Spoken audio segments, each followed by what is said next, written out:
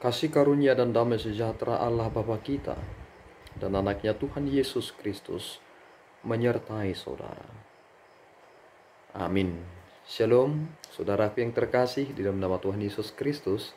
Senang bisa menyapa saudara di tempat saudara berada hari ini, dalam dimensi yang berbeda tetapi dalam dunia yang sama.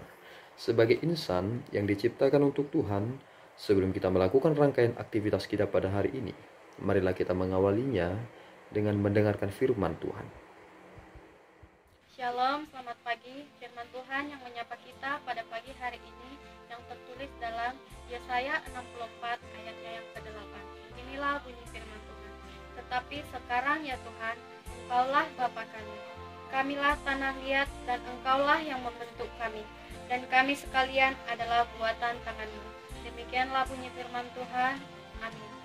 Saudaraku yang terkasih di dalam nama Tuhan Yesus Kristus, ketika kita mencoba menyelami bagaimana perasaan dari Yesaya setelah ia menyatakan bagaimana ia meratapi segala yang terjadi atas bangsa Israel, bangsa yang betapa ia sangat sayangi dan sangat ia cintai. Ia hanya melihat api yang menjalar, bait suci yang mereka istimewakan sudah menjadi umpan api. Ini menjadi ratapan yang sangat mendalam bagi dirinya, bagaimana keberdosaan itu telah menghancurkan masa depan. Tidak ada hal yang indah dari hasil dari perbuatan dosa. Itu mengapa kita harus betapa hati-hati menjalani kehidupan ini. Jika kita berpikir bahwa ada dosa yang kecil, ada dosa yang besar, pada prinsipnya tidak ada dosa yang akan membawa manusia ke dalam sukacita dan ke dalam kedamaian. Inilah yang dirasakan oleh Yesaya dalam kehidupannya. Betapa ia harus meratapi suatu hal yang sangat mengerikan yang terjadi di dalam dirinya. Bahkan kesalehan sekalipun baginya adalah seperti kain kotor. Allah betapa murka terhadap mereka.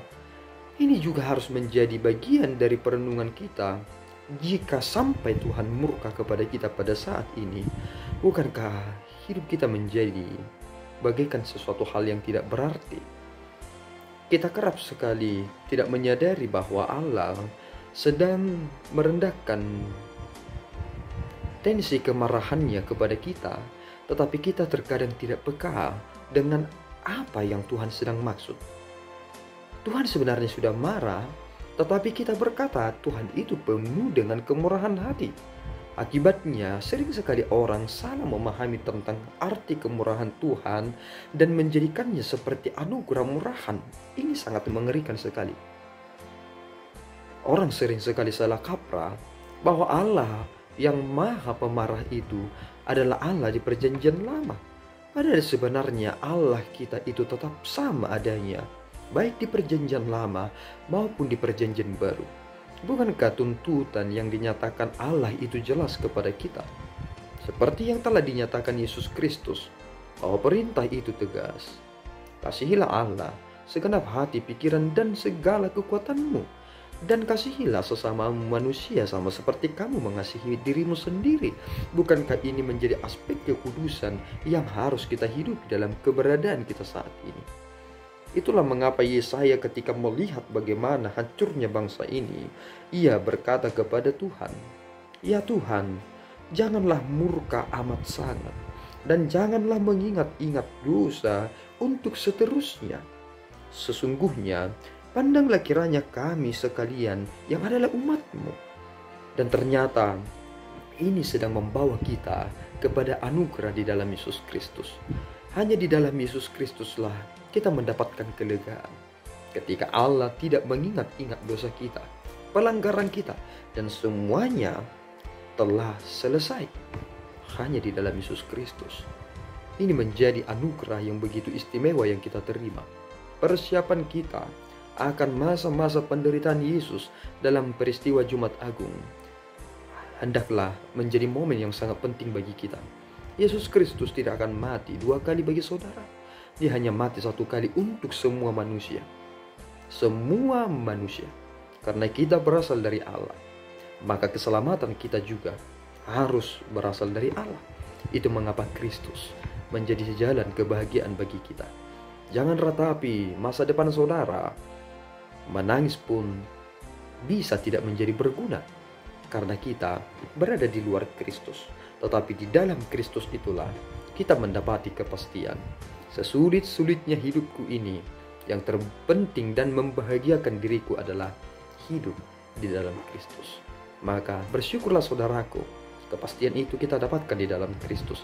Jangan pernah lari dari panggilan Dia dan nyatakanlah itu ke dalam dunia, sehingga ratapan ini menjadi ratapan yang suci bagi kita, karena kita tahu bahwa Kristus telah menggantikan kita, sehingga kita tidak lagi mengalami penderitaan yang sesungguhnya, yakni disiksa dalam api neraka. Tuhan Yesus memberkati. Amin. Kita berdoa.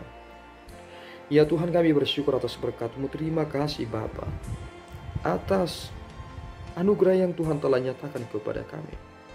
Yesaya telah menyatakan ratapan yang begitu mendalam, dan Kristus telah menyatakan kepada kami bahwa kami tidak akan meratap sangat mengerikan karena kami terpisah daripada-Mu. Terima kasih Bapa. Engkau telah membalut luka kami.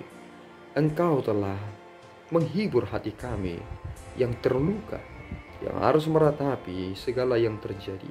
Tetapi di dalam Kristus kami telah memperoleh kepastian kami, jaminan akan kehidupan kami. Terimalah ya Tuhan pujian kami. Dalam Yesus kami telah berdoa dan mengucap syukur. Anugerah Tuhan kita Yesus Kristus, kasih setia Allah Bapa, dan persekutuan Roh Kudus menyertai saudara. Amin. Tuhan Yesus memberkati.